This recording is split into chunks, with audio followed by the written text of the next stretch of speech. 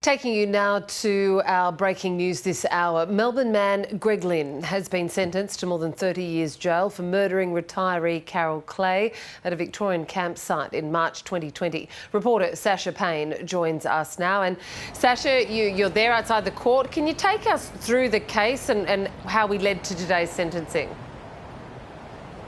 Well, Justice Michael Croucher has only just completed his sentencing remarks, which took up to about 2 hours. And at the end of those remarks, he did say that Greg Lynn has been sentenced to 32 years in prison with a non-parole period of 24 years. That means that with time already served of more than 1,060 days, he will be about 79 before he's eligible for parole, and 87 if he serves his entire sentence. Justice Croucher did consider prospects for rehabilitation and deterrence in making that sentence, and Lynn's apology in his conduct in destroying the evidence, which he did admit to. So, as we know now, the jury did convict Greg Lynn of murder, for one charge of murder, for the death of Carol Clay, who died in March 2020. She was camping with her longtime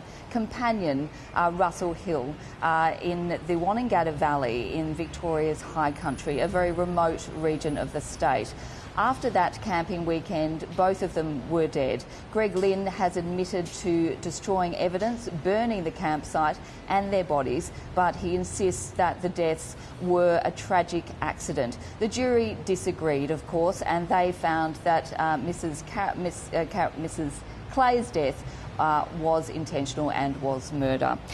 So Justice Michael Croucher became visibly emotional during this sentence, talking about some of the victim impact statements that we heard last month and the impact on the family and friends, not just of the deaths, but of the remains, the way they were treated, and the long wait for answers that family and friends have endured.